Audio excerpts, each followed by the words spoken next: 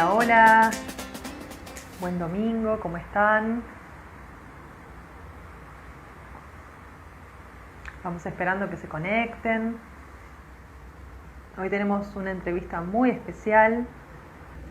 En principio, el invitado de hoy es el señor Javier Landa. Javier es estudiante de medicina, es miembro del Centro de Morfología y Neurociencias, que pertenece a la Facultad de Medicina de la UBA.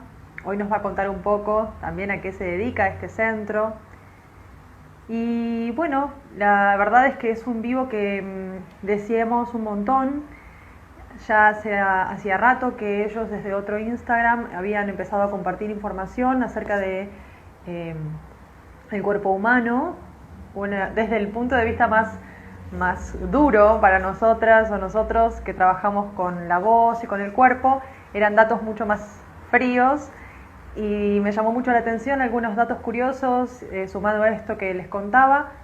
Así que se pudo producir el encuentro. Es un encuentro que estoy muy honrada de que se esté dando hoy, justamente porque van a traer información vital, fundamental para todo lo que hacemos como docentes, ¿no? Uno siempre habla de, lo neurológico, lo biológico, lo fisiológico, las respuestas, las reacciones, sobre qué sistema estamos trabajando, o si proponemos algo en la clase, cuál es la respuesta del sistema nervioso. Bueno, ¿qué es el sistema nervioso, no? ¿Quién lo comanda? ¿Qué cosas hay que tener en cuenta? Y seguramente va a traer información que no sabemos, y eso es lo rico de este tipo de encuentros. Voy a ver si ya entró, porque no lo encuentro. A ver, dame un momento. No, todavía no llegó. Pero ahí la vi a Fernanda fue quien hizo el contacto con el Centro de Morfología y Neurociencias y quien les habla. Así que Fer, si me estás escuchando, yo sé que se iban a conectar desde el centro directamente, pero todavía no han entrado al vivo, así lo puedo llamar. Y bueno, las preguntas que va a ir respondiendo hoy también se van a profundizar en el encuentro que vamos a tener el 8 de mayo. Ya está en Historias publicada la lista de clases, son 3 hasta ahora. Van a venir algunos vivos más, pero en mayo el Centro de Morfología y Neurociencias va a dar una clase sobre la música y el sistema nervioso, la música del oído a la memoria. Así que va a estar muy interesante, va a ser a las 2 de la tarde, se pueden inscribir por WhatsApp. Y luego vamos a tener otra el 15 de mayo con Giselle. No sé si se acuerdan que ella nos dio una entrevista y habló de la programación neurolingüística. Y con Ruth, que va a ser la segunda parte, que ella va a dar una clase de Feldenkrais, hermosa. Esto va a ser el 15 de mayo. Primero vamos a ver una parte un poco más teórica y luego la parte práctica en torno a esto de la construcción de la percepción.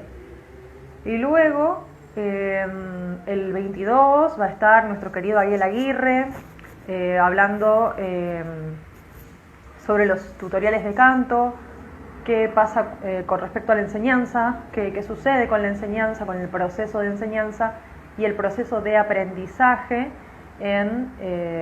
al momento de ver un tutorial de canto, de armarlo o de consumirlo, qué elementos se ponen en juego de un proceso de aprendizaje y un proceso de enseñanza, así que también va a estar muy bueno. Bueno, como si lo hubiéramos planeado, acaba de entrar, así que lo voy a llamar. Buenísimo. Me dio tiempo para contarles las actividades que se vienen. Y no me quiero olvidar que el 30 de abril va a haber una actividad con Ariel Aguirre, que es fonoaudiólogo, para quienes no lo conocen. Es una actividad a la gorra, aprovechenla, va a estar buenísima, es a las 8 de la noche.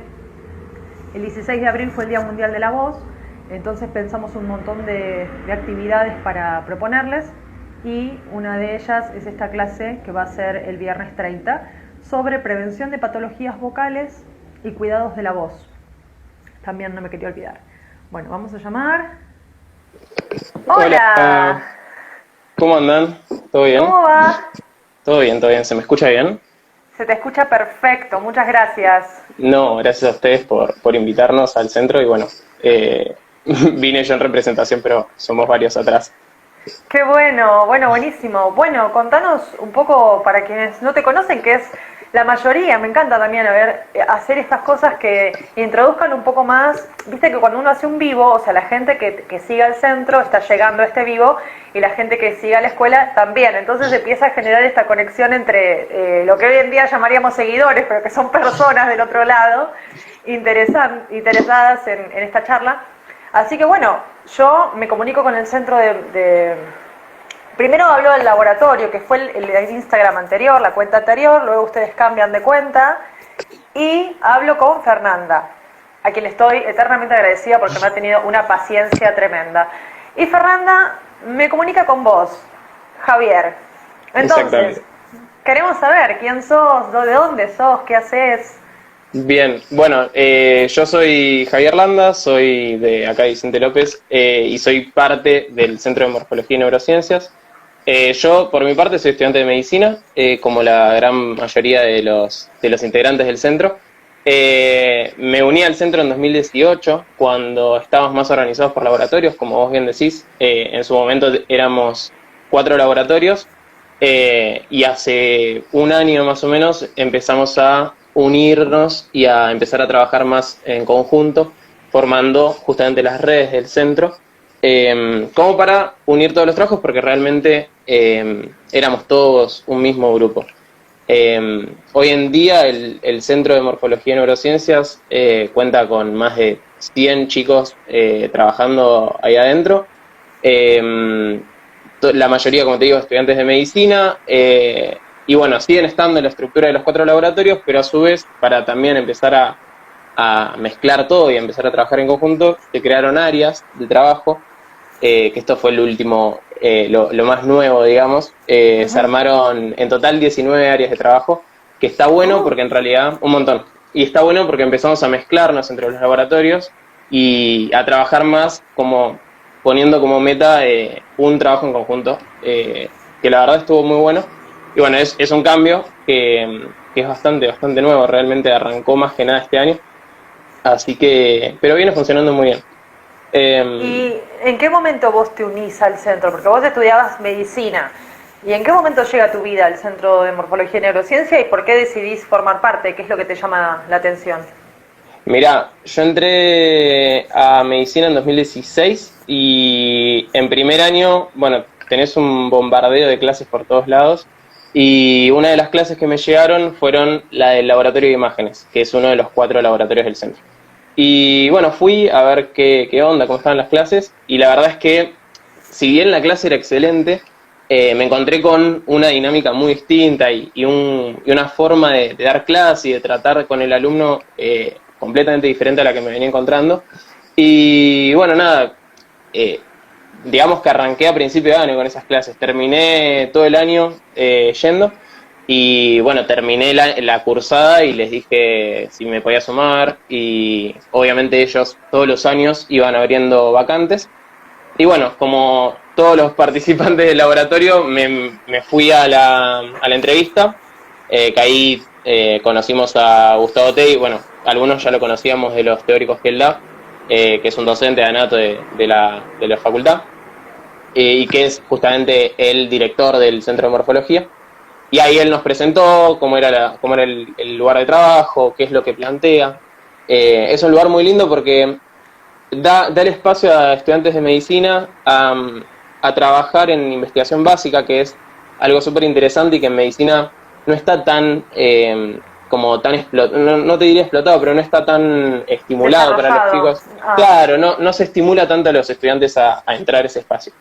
Y bueno, él te da este espacio que la verdad es súper interesante y que, como te digo, te involucra con el tema de la investigación básica, con el pensamiento crítico, con todo un espacio donde sabes que puedes ir y charlar de esos temas y vas a encontrar un montón de gente que va a estar súper interesada, y no solo charlarlo, sino llevarlo más allá y investigar sobre eso, aparecer, por ejemplo, en congresos de anatomía, que bueno, anatomía es como la rama de la medicina que nos engloba, pero que a su vez nosotros nos escapamos un poquito con algunos trabajos que no tocan tanto la parte de medicina, de anatomía, te digo. Y bueno, nada, la verdad es que se aprovecha el espacio para eso, para trabajar quizá un enfoque de la medicina no tan común en el resto de las cursadas y en el resto de las materias. Claro. Y bueno, y ¿A después... qué? Ay, perdón. No, decime. Te iba a preguntar a qué se están dedicando ahora o tu área al menos, porque vos perteneces a un área específica. Claro, como te decía, somos 19 áreas. Yo estoy específicamente en docencia, en la cual tenemos dos ramas adentro, que es la parte más práctica de dar clases, que ahí tenemos hoy en día 3 proyectos ya arrancados y después hay como proyectos para el resto del año con diferentes enfoques. Más que nada en medicina, pero siempre buscamos algo que es salir de medicina y empezar a llevar la neurociencia y la neuroanatomía además de la neuroanatomía, ¿no? La anatomía en general a otros espacios. Por ejemplo, ahora estamos dando clases para psicología, bueno, las clases de canto que vamos a de canto no, pero relacionadas con el canto y la música que vamos a hacer acá. Siempre buscamos encontrarle nuevas vetas y la verdad que es un grupo que siempre busca también interesarse en otros temas y conocer un poquito más y enseñar otras cosas. Y después la parte de investigación de docencia, que tiene, la verdad, también varios trabajos relacionados, por ejemplo, en diferentes recursos didácticos, en aplicaciones de, por ejemplo, diferentes técnicas de aprendizaje o diferentes interacciones alumno-estudiante, alumno-profesor. Bueno, ahora con COVID salió toda una nueva forma de estudiar, entonces también nos pusimos a investigar sobre eso. Así que nada, la verdad que a nivel de docencia es muy rico el espacio para conocer cosas nuevas y bueno, estamos ahí con bastantes trabajitos de investigación al respecto. Este centro hoy es virtual, pero en algún momento tuvo una sede física, o sea, ¿se podrían juntar en algún lado de la facultad? Sí. Nosotros, el centro se formó en 2001 en realidad con 2 laboratorios que empezaron, que fue el laboratorio de imágenes y el laboratorio de neurobiología, que después cambió a neurociencias, que es donde yo entré en 2018. Nosotros estamos en una parte de la facultad, en el piso 2 del lado de más de anatomía, así que ahí siempre nos juntábamos y teníamos lugares de trabajo, tenemos hoy en día también, siguen perteneciéndonos a nosotros, lugares de trabajo donde hacemos la parte por ahí más de disección y además en la misma facultad podemos juntarnos en aulas y todo y se hacen ateneos, que es donde nosotros mismos presentamos los trabajos que estamos haciendo, como para ir corrigiéndonos entre nosotros, ir conociendo qué estamos haciendo entre todos y prepararnos para la segunda mitad de año, que es donde suelen estar los congresos, para ya llevar nuestro trabajo y mostrarlo al resto de las universidades y todo. Claro, ¿y vos sentís que todo esto que me estás contando se sabe lo suficiente? Porque yo, por ejemplo, me estoy muy sorprendida de lo que me estás diciendo. Siento que es como súper rico, primero para estudiantes que recién arrancan y también por lo que me estás diciendo, por el deseo que tiene el centro de ayudar, o de, no sé si esa palabra es ayudar, pero de aportar algo a otras áreas que no tengan que ver con medicina. ¿Se sabe tanto? Es que en realidad lo nuestro no es curricular, o sea, son espacios dentro de la facultad que se van armando y el nuestro en realidad se conoce bastante o sea, dentro de la Facultad de Medicina hay más que nada la parte de los laboratorios. El laboratorio de imágenes en primer año la verdad que es súper conocido por un tema de que te da un enfoque de la anatomía que no es tan fácil de encontrar en las cátedras, pero en realidad sí es conocido, no tanto como nos gustaría obviamente, pero sí, o sea, vamos sumando bastante gente todos los años. Por ahí hoy en día es un poquito más difícil por un tema de la virtualidad, como te digo. Antes quizás dábamos una clase o hacíamos un taller y salíamos a la facultad a empezar a vender nuestro taller, o sea, a decirle, che, venite, qué sé yo, y iba haciendo más de boca en boca, o te metías en una clase o le ibas contando a tus amigos y se ibas llevando, como se iba esparciendo ese rumor de que había unas clases copadas. Pero igual, se conoce. Es, como te digo, lo tenés que buscar quizá a veces, pero de a poco se va conociendo cada vez más. ¿Y arman actividades para los mortales como nosotros? Sí. Es más, se está trabajando hoy en día en toda una parte que es más de extensión, donde se busca hacer como eso, de llegar con nuestros conocimientos, y más que nada con la anatomía, a diferentes lugares por fuera de Facultad de Medicina. Uno de los proyectos que está hoy en día es un proyecto que se llama Anatomía para Niños, que la idea es llegar a diferentes barrios y mostrar justamente la anatomía y que los chicos empiecen a conocer sobre su propio cuerpo, que es un proyecto súper interesante. Y por otro lado, tenemos otro espacio que también es quizá más de exponernos con el resto del mundo, que es la parte de redes de comunicación, que es otra área, que también lo que hace es agarrar nuestros trabajos y obviamente investigaciones de gente por afuera del centro, que también son interesantes, y mostrarlas como para dar a conocer cosas de anatomía, cosas de neurociencias, cosas de morfología, que pueden ser de interés común y que quizá la gente no lo conoce o no tiene como las herramientas tan a mano para conocerlas. Entonces nosotros lo posteamos, generamos videos, diferentes publicaciones que la verdad terminamos teniendo una evolución muy linda.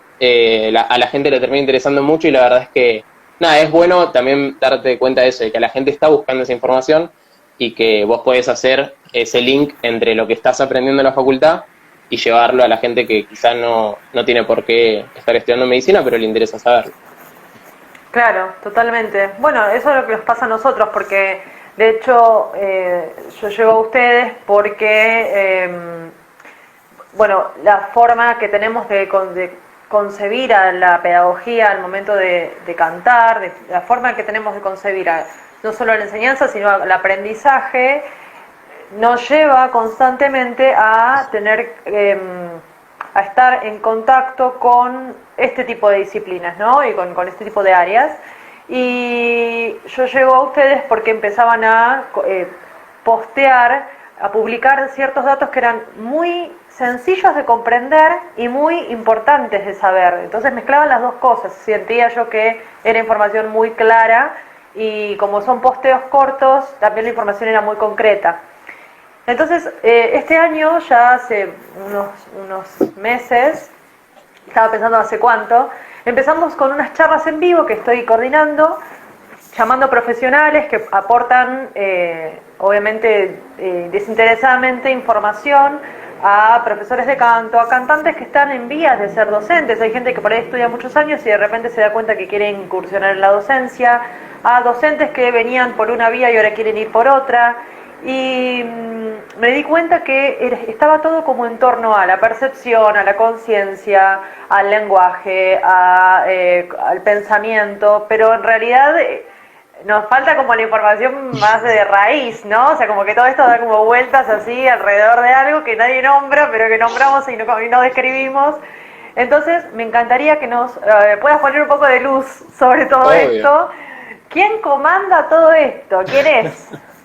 Bien, bueno, en medio que spoileé quizás un poco porque hablé un poco de la neurociencia, pero obviamente en todo lo que vos nombrás y en esas relaciones está un sistema muy importante que es el sistema nervioso, que dentro del centro lo estudiamos mucho desde muchos aspectos.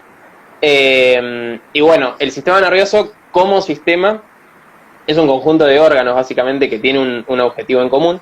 Y el objetivo del sistema nervioso es agarrar, en criollo, digamos, une toda la información, tanto de nuestro cuerpo como de afuera, junto con la respuesta misma que damos, y digamos que agarra todo eso, lo une y da una respuesta para responder justamente al medio y interactuar con el medio. Al mismo tiempo tiene otra función muy útil que es justamente mantener una estabilidad dentro del cuerpo, y esto igual lo hace con muchos otros sistemas que tenemos para justamente mantenernos, por ejemplo, despiertos, vivos, estar alerta, estar descansando, dependiendo de las situaciones del día y todo. Como todos sabemos, obviamente el sistema nervioso es bastante complejo. No se conoce tanto como otros sistemas, quizá, aunque sí se conoce mucho, que quizá hay mucha gente que, como te digo, justamente quizá la información es más difícil de llegar, entonces ignora un montón de cosas, y algo que a nosotros nos interesa es justamente buscarle la vuelta para que de esa información que está y que ya está chequeada le llegue al resto y se entere de un montón de cosas que son súper interesantes.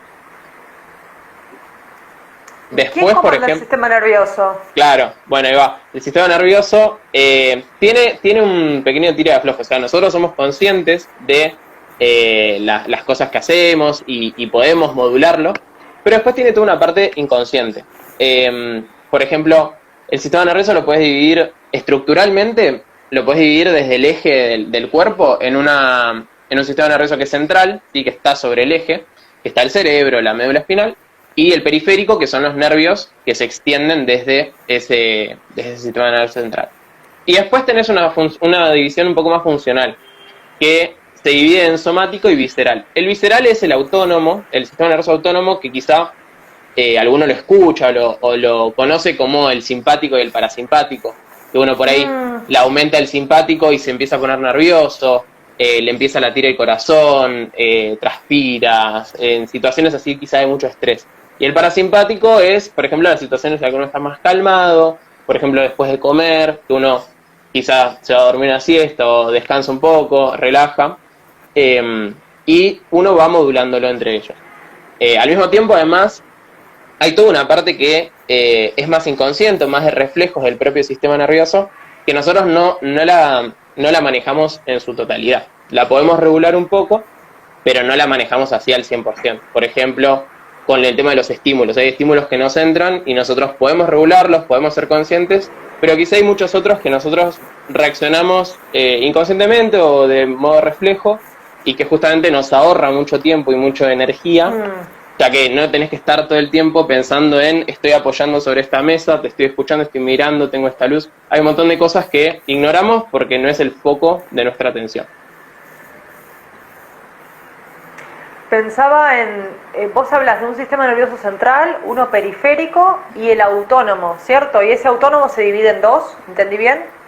Claro, en realidad el autónomo, central y periférico es una división más estructural y a nivel funcional tenés el autónomo y después tenés el somático que es más bien el consciente, digamos. En cambio el visceral es más de procesos más autónomos, que me dice su nombre, y más alejado de nuestro control, se podría decir. Ok. ¿Y cómo se maneja, por ejemplo, los sentidos? Yo voy a una clase de canto, escucho una nota, tengo que repetirla. ¿Qué hace ahí el sistema nervioso?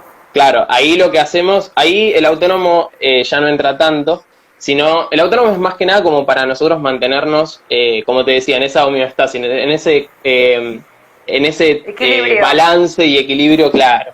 En cambio, después nosotros, con el somático, lo que hacemos es, de forma consciente o inconsciente, unir, como te decía, todos los estímulos. Por ejemplo, si nosotros escuchamos algo, depende de la situación. Si nosotros queremos escucharlo, podemos enfocar nuestro foco de la atención en ese estímulo. Nosotros, como te decía, estamos rodeados de estímulos y no siempre estamos prestando atención a todos, sino nos volveríamos locos porque estamos inundados de información.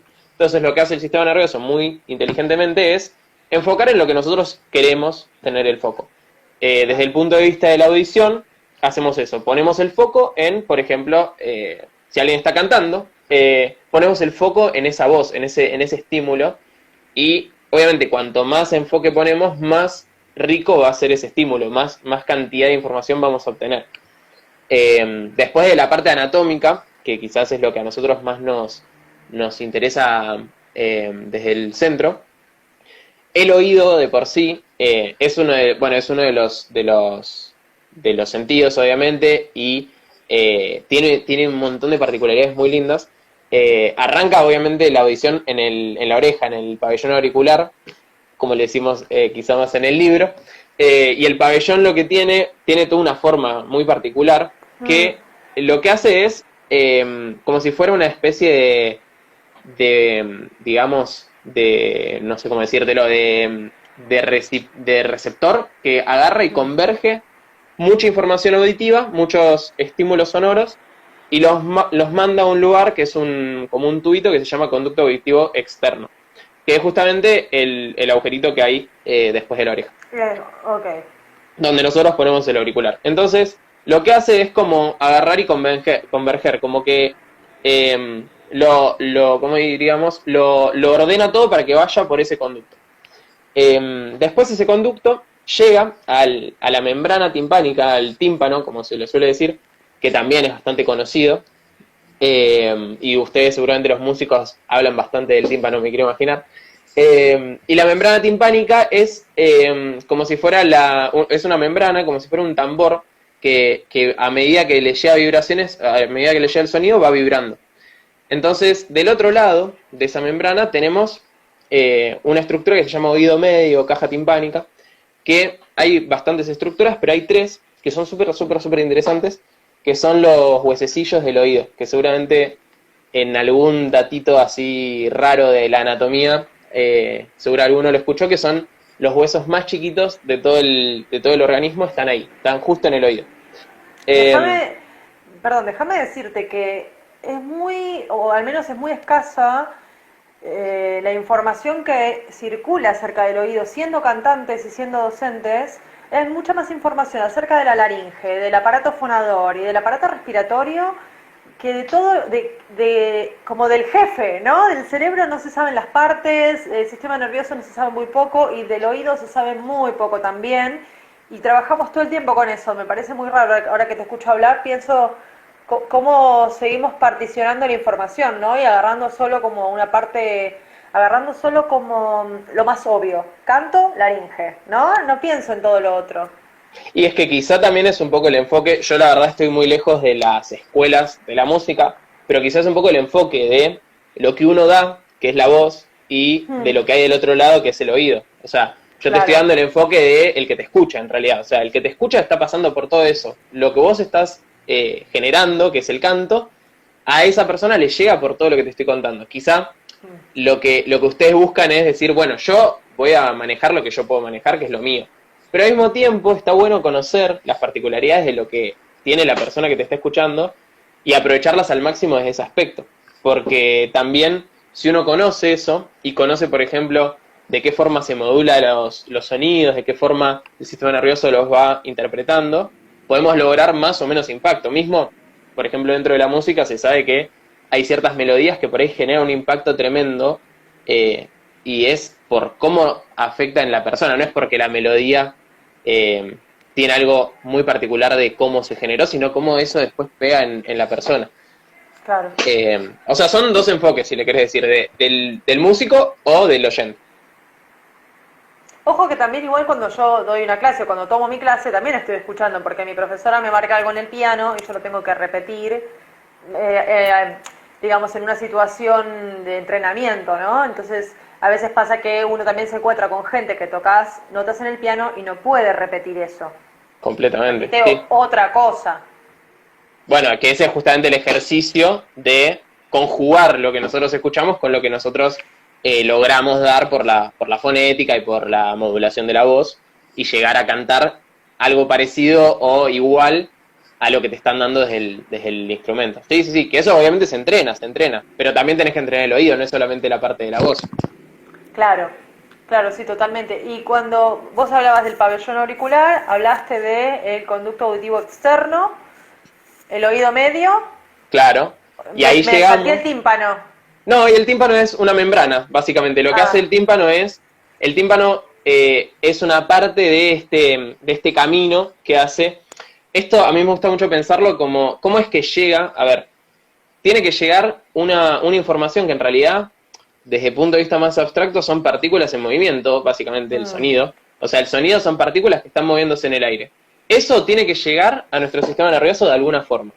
Entonces, nuestro organismo tiene toda esta forma de optimizar el sonido ese y unirlo en esta membrana timpánica, que la membrana sigue vibrando, o sea, todavía sigue siendo movimiento.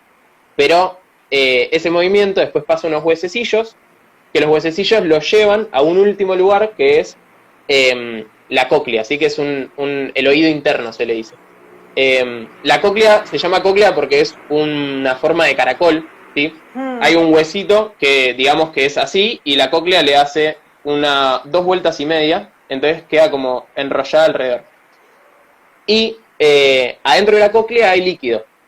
Entonces lo que hacen los huesecillos, que es muy interesante, es pasan de un estímulo que es de aire, ¿sí? Que era justamente estas vibraciones en el aire, estas partículas en movimiento, y la pasa a un líquido, que de vuelta sigue vibrando.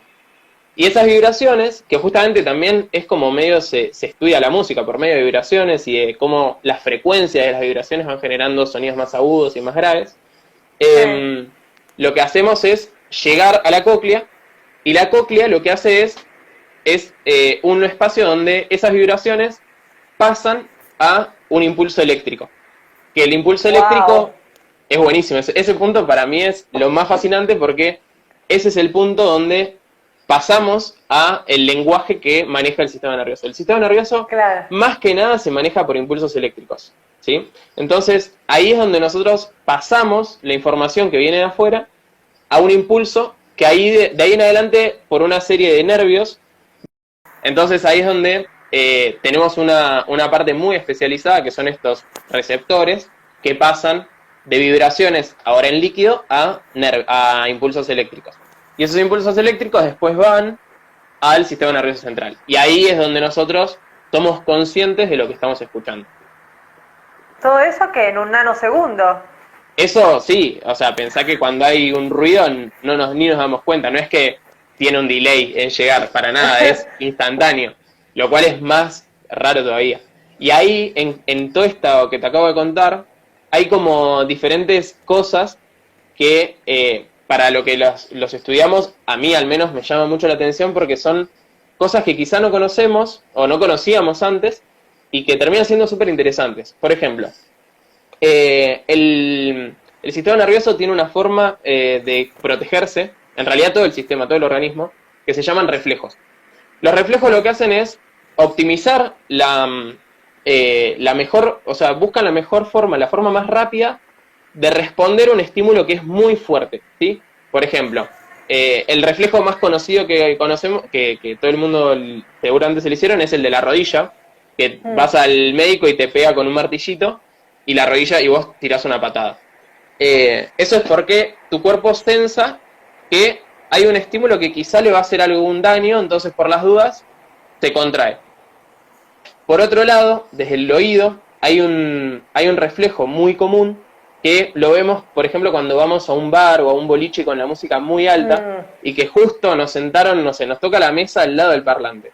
Y empieza a sonar la música tan alto que de repente lo que hacemos es como proteger nuestro sistema auditivo por medio de tensar ese tímpano, ¿sí? Entonces lo que hace es vibra menos, y por el otro lado también tensa otro músculo que lo que hace es también transmitir menos información. Entonces baja toda la información y toda esa estructura tan específica la cuida, porque si no nosotros tenemos muchas chances de que se nos lastime la audición y sería bastante difícil porque no es tan fácil de recuperarlo tanto.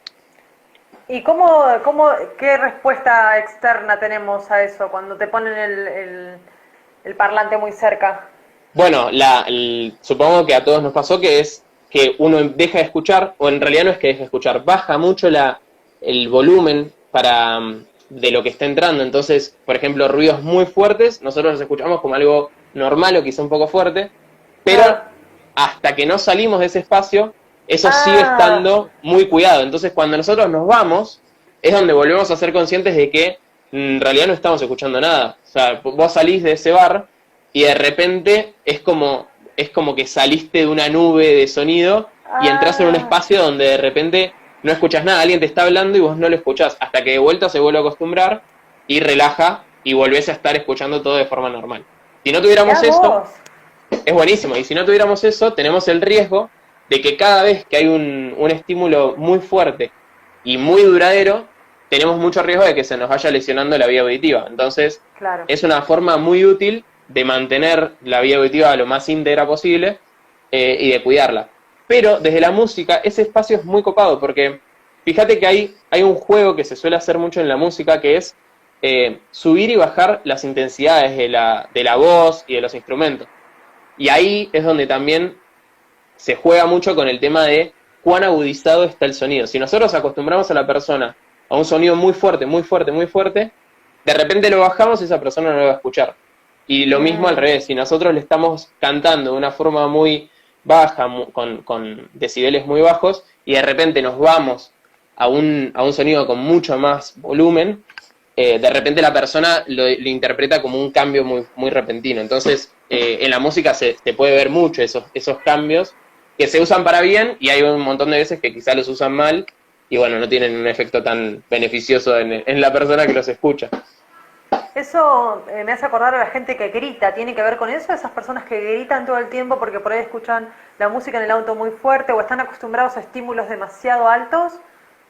Sí, completamente. Es que también nosotros hablamos en base a lo que escuchamos de nosotros mismos. Entonces quizás hay veces que la gente no escucha el nivel de voz que está manejando, entonces grita porque está acostumbrado a escuchar menos. Que lo vemos, por ejemplo, en gente quizás un poco más grande o que tuvo algún accidente que perdió el sentido auditivo, la agudeza auditiva. Entonces necesita hablar más fuerte porque piensa que no lo van a escuchar, cuando en realidad es él el que no los está escuchando. Ah, ok. O sea, como interpretamos el mundo, actuamos. Claro, sí, completamente, completamente. Sí, sí, sí. ¿Y qué, hay una parte específica del cerebro? Sé que el cerebro tiene varias partes y que no todas se ocupan de todo. Sí, ¿El no. oído? Y el oído, en realidad, hay un neurocientífico muy conocido de la historia que se llama Brodmann, que se dedicó mucho tiempo a dividir la corteza cerebral, sí que es quizá la parte más nueva, más a nivel, ¿cómo se dice?, de evolución, es lo más nuevo. Lo dividió en base a las funciones. Y les puso un montón de números. Vos cuando ves esa foto, la verdad que te volvés loco, porque si ya el sistema nervioso es difícil, este tipo se encargó de hacerlo más difícil. Pero, al fin y al cabo, lo que logró es mapear el sistema nervioso y más que nada la corteza. Dentro de ese mapeo, logró encontrar diferentes espacios y ayudó al resto de los neurocientíficos a encontrar diferentes puntos de la corteza especializados en diferentes cosas. Por ejemplo, nosotros tenemos en la corteza más de adelante y de arriba, tenemos el lóbulo frontal. Después tenemos hacia atrás, tenemos el lóbulo parietal bien arriba, y más por acá por el costado tenemos el temporal. Y, Okay. justo en el temporal... Como el cráneo. Claro, exacto. El hueso temporal cubre el lóbulo temporal. Y Okay. en el temporal lo que tenemos es un área que es el área 42, si no me equivoco, que es el área auditiva. Entonces, los estímulos auditivos llegan a este lóbulo temporal y desde ahí empiezan a interactuar con el resto del cerebro, y es como si te dijera una computadora que queda información ahí y cuando alguna parte lo necesita, lo agarra y lo utiliza. Por ejemplo, se puede utilizar para el lenguaje. Entonces, nosotros muy cerca de esa área tenemos otra área que se llama área de Wernicke, por otro neurocientífico que se llama Wernicke, que interactúa con otra área en el frontal, que se llama área de Broca, por otro tercer científico que les gusta tanto ponerle sus nombres a las cosas, entonces le puso Broca. Entonces, Wernicke y Broca, y junto con el área auditiva que está ahí muy cerca, se encarga de el habla. Entonces, lo que logramos con esto es que, por ejemplo, yo te escucho, y esa parte auditiva llega a mi corteza auditiva. De la auditiva, por Wernicke y Broca, llego yo a darte una respuesta verbal que puedo verbalizar y puedo sacar en palabras con un montón de cosas.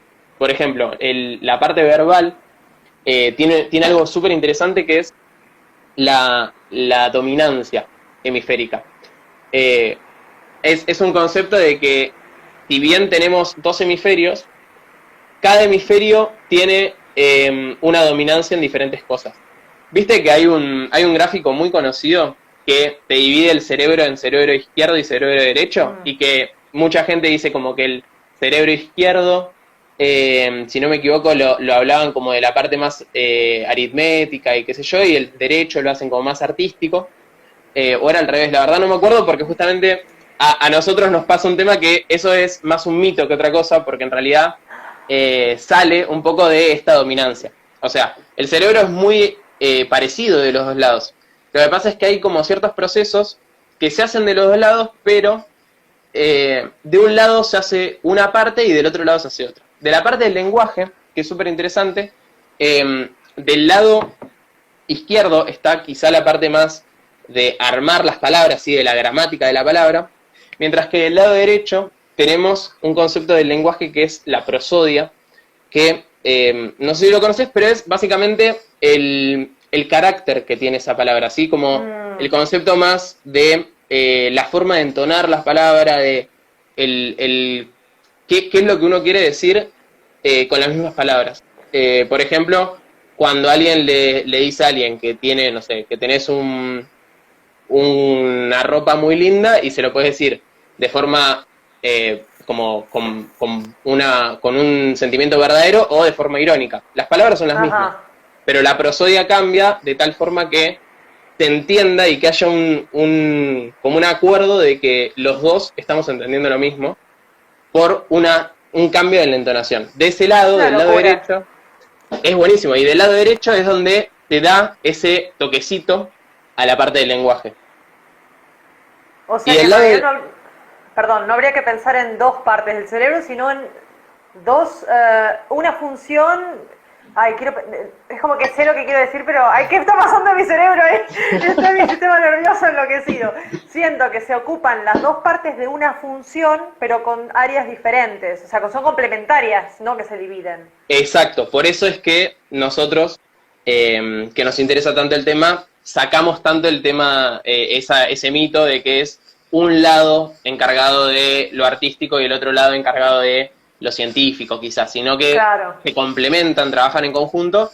Se encuentra que uno está más especializado que el otro, pero al mismo tiempo hay algo que es muy lindo del sistema nervioso, que es que tiene una flexibilidad muy buena, una capacidad de acomodarse a situaciones adversas, que por ejemplo, si hay un nene, más que nada con niños, que es como el momento de una plasticidad mayor a nivel neuronal, si hay un niño que tiene algún problema justo en alguna de esas áreas complementarias del otro lado pueden agarrar esa función que tenía que tener el área lesionada y la cumplen ellos.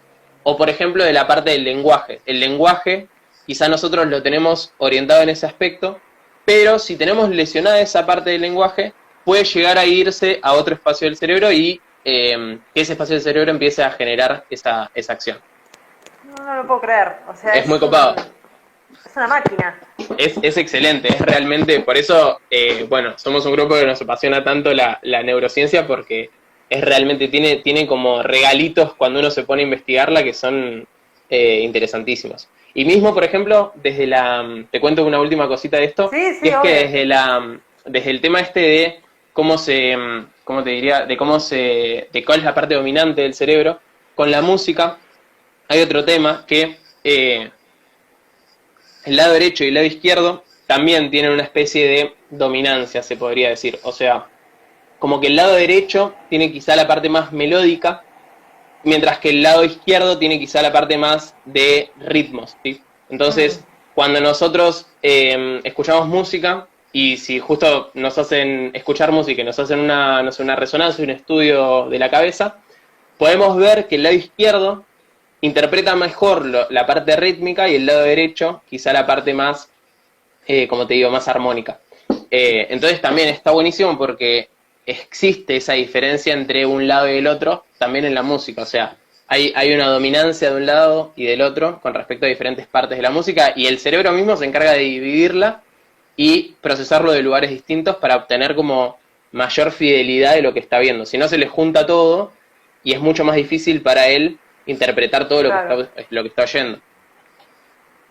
Sí, aparte me hace acordar también a aspectos de la anatomía y de la fisiología en función del canto, la palabra predominancia, ¿no? Que no es que hablamos de que un músculo hace una cosa y el otro otra, sino que a lo mejor en una acción uno hace menos y el otro hace más, pero ninguno deja de hacer. Lo mismo nos pasa cuando estudiamos los movimientos en las costillas, no pensar en que hay un solo movimiento, sino que hay predominancia en las más altas de uno y predominancia en las más bajas de otro. Lo mismo me hace acordar todo el cerebro, ¿no? Dame un segundo que hay una pregunta, a ver, ya te la leo, porque Sí, obvio. tan metida con la charla. ¿Qué ocurre por un estímulo, ya sea sonido fuerte o radiofrecuencia? ¿Qué ocurre? ¿Cuándo? Quedan silbidos constantes en el oído. ¿Se puede estimular de alguna manera para corregirlo? Por radio. Y en realidad ahí depende de cuál sea la lesión.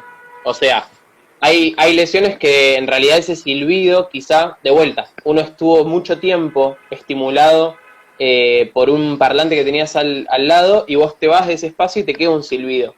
Hay veces que se va solo, corrige solo, y el mismo organismo se encarga de recuperar quizás si quedó alguna parte lesionada. Después hay veces que no se recupera tan fácil, y ahí en realidad ya depende de como tratamientos más específicos.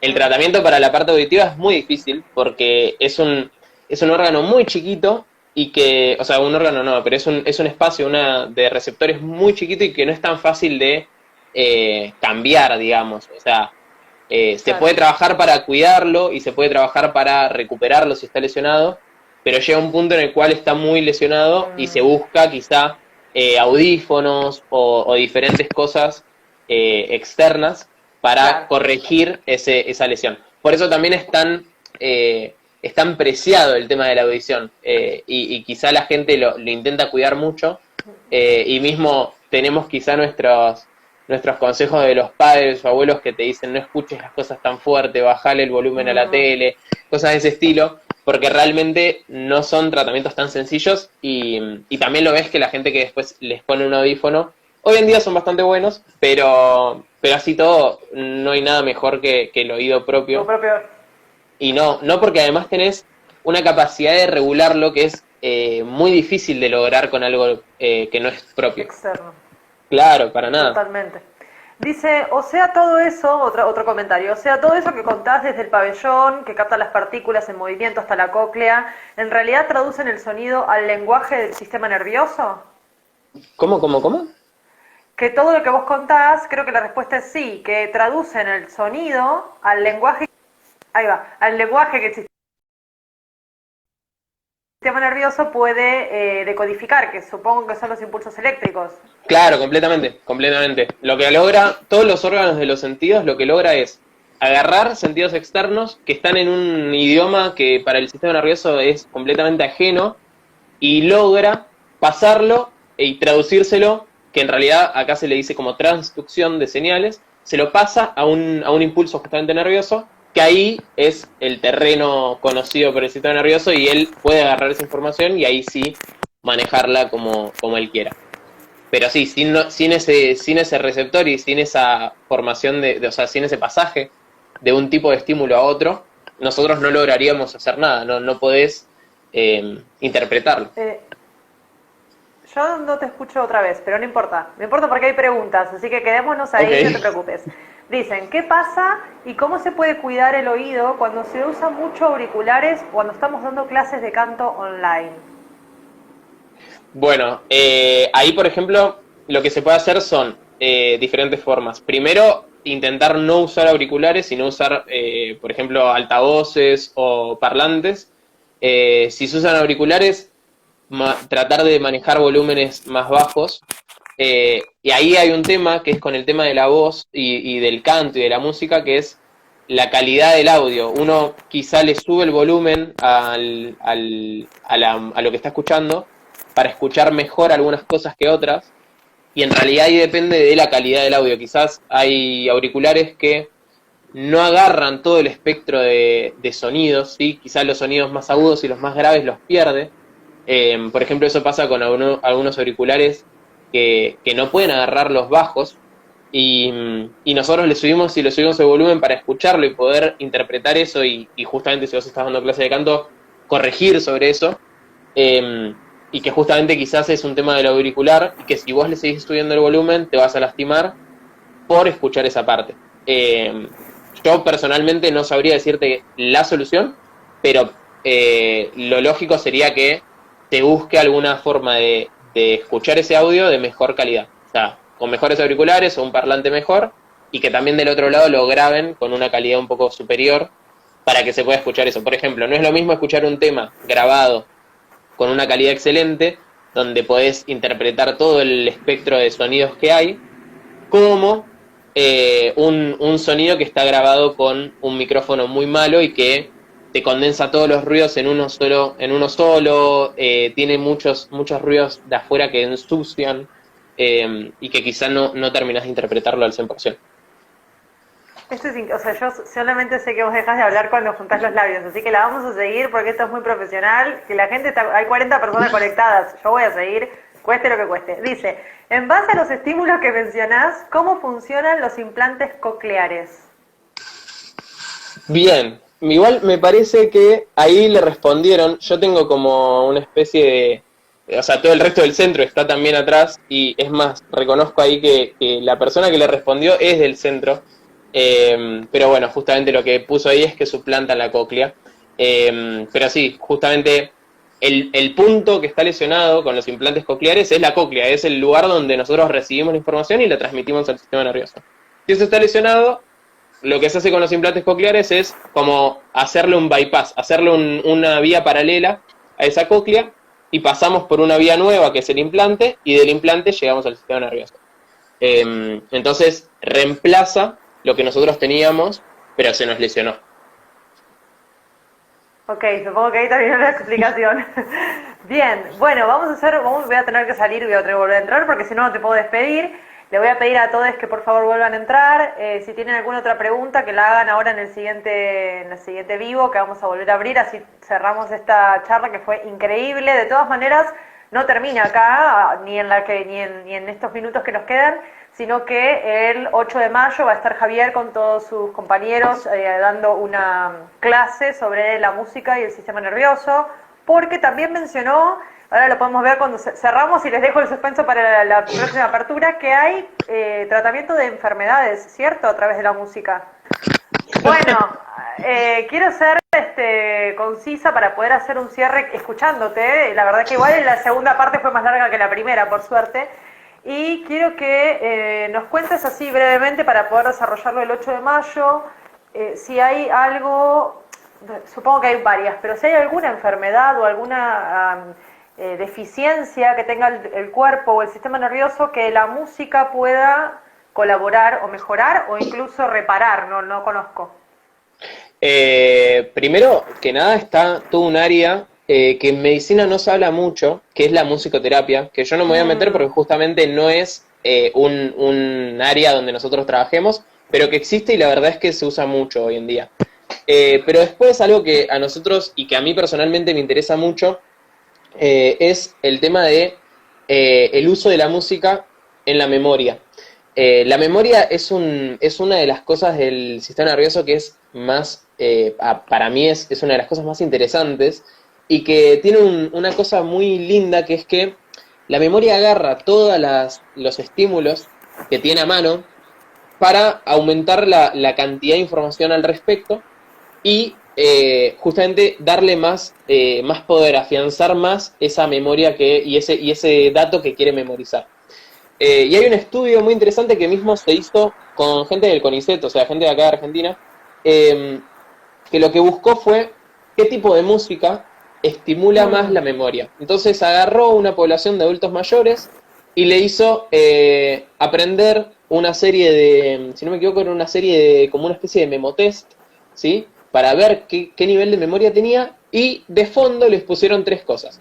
A unos les pusieron ruido blanco, que supongo que sabrás qué es, pero es básicamente un ruido que se le pusieron como control. Ese grupo era como el control, o sea, el que no tiene ningún estímulo a investigar. Y después les pusieron a uno música muy relajante y a uno una música más estimulante.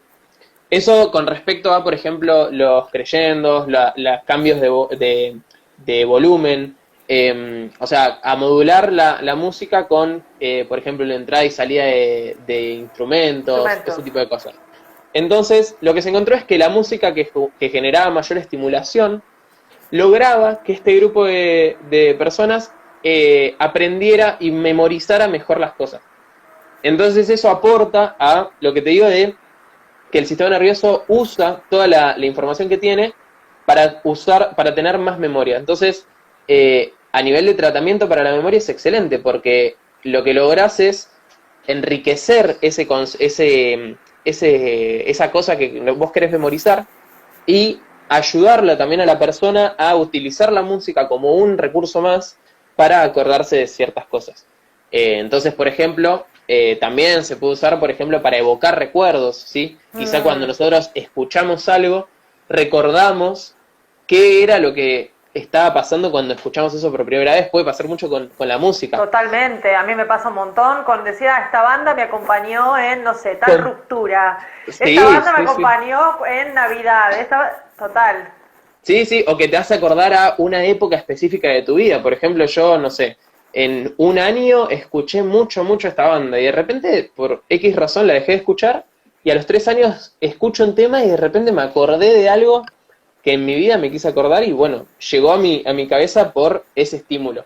Así que desde ese punto la música es buenísima porque además tiene una serie de tamices y una dificultad que es muy raro que se repita. O sea, se va renovando constantemente y hay una cantidad de estímulos tan nuevos que realmente puedes acordarte de muchas cosas. ¿Es cierto que para el sistema nervioso aprender música es complejo, teórica, desde la teoría musical? Desde la teoría. En realidad, lo que tiene el sistema nervioso es que le cuesta aprender cosas cuanto más grande es la persona.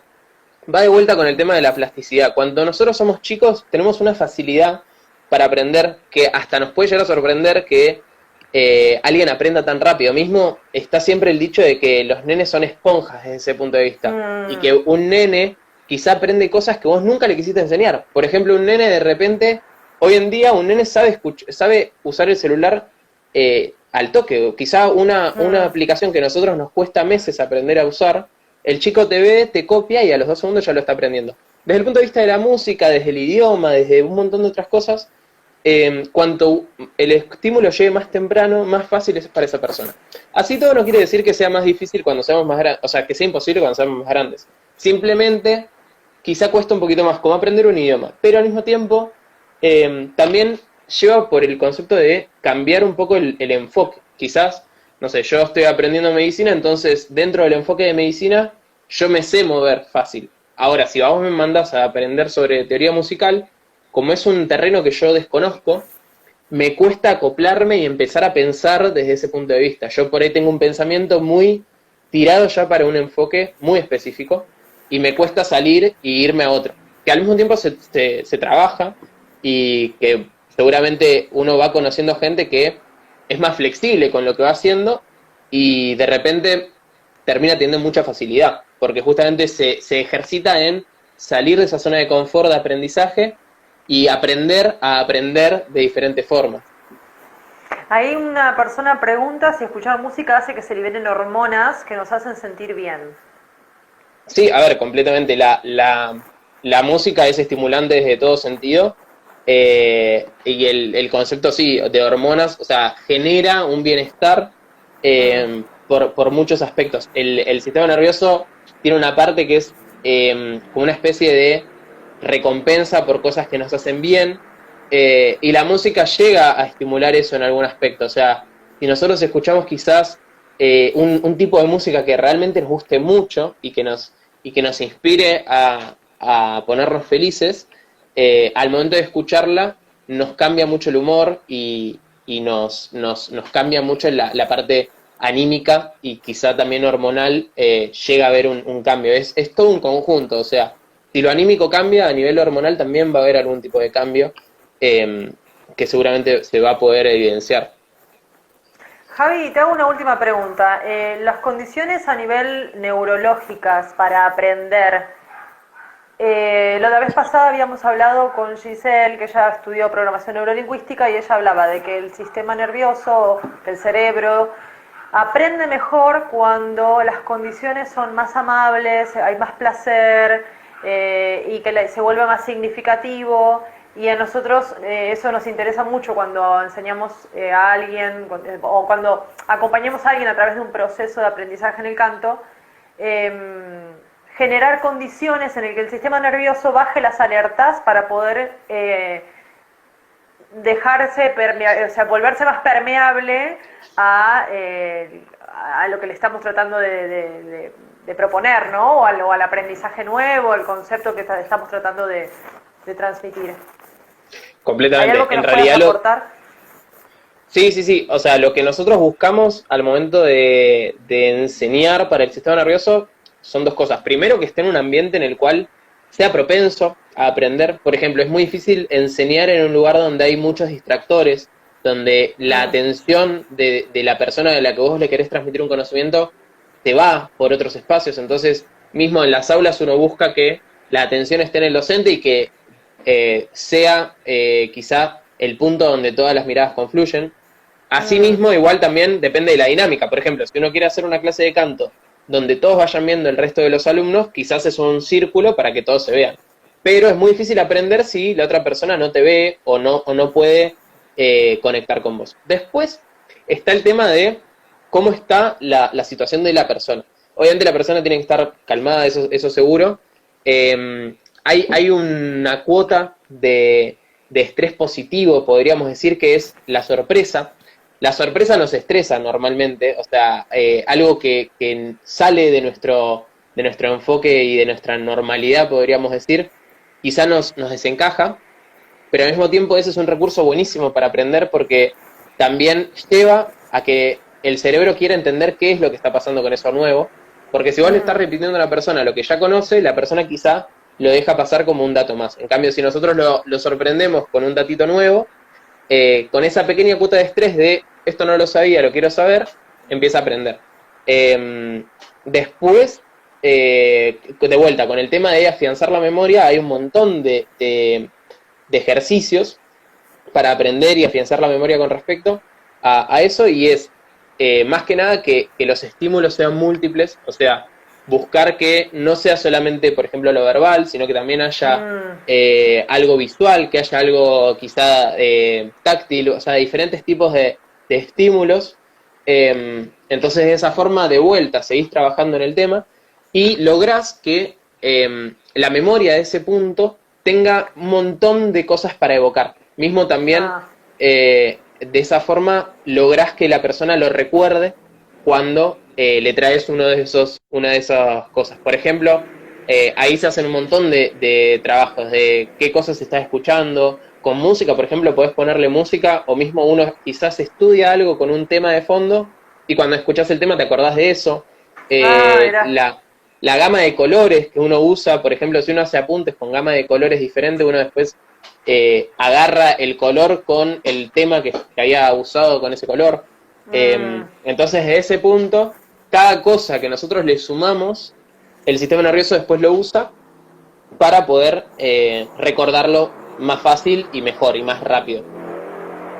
Y con respecto a, dentro del aprendizaje, a la forma en la que uno enseña, por ejemplo, si es más violento, menos violento, si es más amable, menos amable. Completamente. Hay una especie de aprendizaje que es por recompensa, o sea, por algo positivo, y después hay un aprendizaje por recompensas negativas, o sea, por reprimendas. En su momento quizá era mucho más utilizado el segundo, el castigar a lo negativo, y hoy en día se corrige a lo positivo.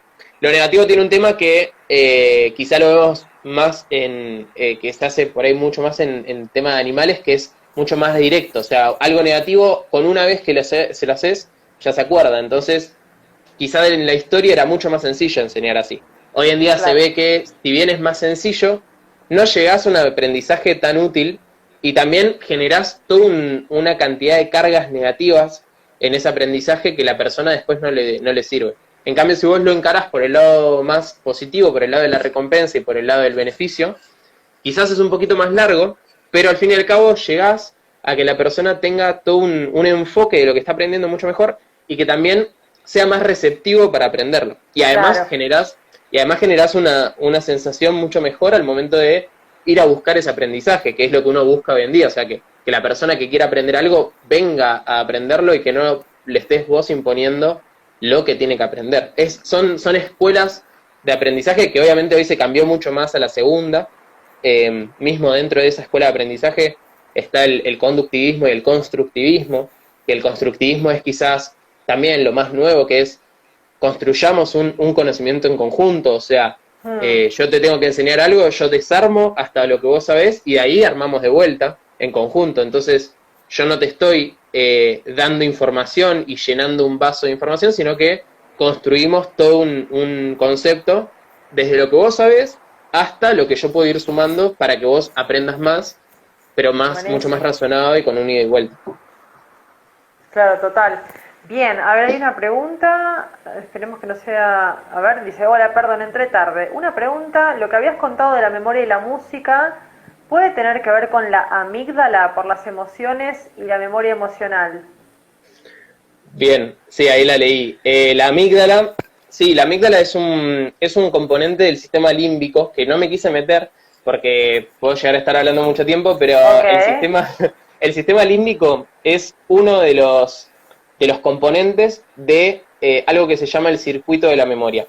El circuito de la memoria incluye un montón de puntos específicos del sistema nervioso que se conjugan y funcionan en conjunto para justamente trabajar en la capacidad memorística de la persona. Entonces, primero tiene una función en la cual agarra un concepto y un aprendizaje y lo fija, que se llama el pasaje de una memoria de corto plazo a largo plazo. Entonces, por ejemplo, yo algo que leí hoy, después lo fijo y más adelante, unos días o unas semanas más adelante, lo puedo recordar. Y por otro lado, después tiene la parte esa de recordarlo, que es el evocarlo. La amígdala es un punto de este sistema que se conjuga con muchos otros, donde también está, por ejemplo, el hipocampo, que es un sector muy, muy conocido de la memoria, es como la estrella de la memoria, por así decir. Pero sí, funcionan todos en conjunto para modular justamente la memoria y el aprendizaje. De eso vamos a estar hablando el 8 de mayo, así que pueden anotarse en la clase. Es una clase bastante larga, 2 horas y media creo que va a durar, si no me equivoco, de 2 a 4 y media, con un break antes que nos explote el cerebro, donde se van a poder, ahí va a ser por Zoom, así que va a haber seguramente unas diapositivas, se van a poder tomar nota y hacer otro tipo de preguntas un poco más privadas, o sea, más de uno a uno, que no sé, yo también mediando, que es bastante incómodo cuando uno escribe en el vivo, yo lo leo más tarde, vos lo respondés, así que bueno, los invito y las invito a que formen parte de esa clase. Javier no va a estar solo, así que va a estar buenísimo que haya otras miradas y además va a ser con más contenido para que se puedan llevar a casa, entre mil comillas, porque ya van a estar ahí seguramente, pero me refiero que puedan poner en práctica, a lo mejor tomando notas si es que no lo están haciendo hoy, para dar clase o como alumnos, como alumnas, si quieren pensar en la docencia. Va a estar buenísimo, se va a encargar en la clase más de la música y del sistema nervioso. Hoy fue como un pantallazo, estoy muy sorprendida, primero, de todo lo que sabés y segundo, de todo lo que no sabemos también. Digo, cuántas cosas se nos escapan día a día y uno trabaja todo el tiempo con el sistema nervioso, es increíble. Sí, sí, sí, completamente. Así que sí, los esperamos. Vamos a estar con Fer, que ya la nombró, si no me equivoco, Cami, vos ya la nombraste, y con Blandi, que es otra chica del centro. Y sí, los invitamos, y además algo que es interesante que hacemos nosotros es dar una clase donde se abre mucho a preguntas y respuestas. Así que no tengan miedo en preguntar, igual esto lo vamos a decir cuando arranque la clase, pero siempre nos gusta que haya preguntas y respuestas porque es la forma que nosotros aprendimos a enseñar y que disfrutamos tanto. Genial, bueno, muchísimas gracias, Javi, estoy muy feliz, perdón que tuviste que entrar y salir 40 veces, creo que también uno va aprendiendo, ¿no? Que el vivo tiene esta cosa de... Yo cuando no te escuché en un momento dije, hay como 4 preguntas, que las conteste, yo espero, o sea, yo no me están cortando, ya No, está, paramos ahí, digo, bueno, cuando se te cierren los labios dejó de contestar preguntas y en algún momento retomaremos la despedida. Así que bueno, nos vemos el 8. dale, dale, dale, nos vemos. Gracias, que descansen, nos A vemos. vos, chau, chau, chau a todos.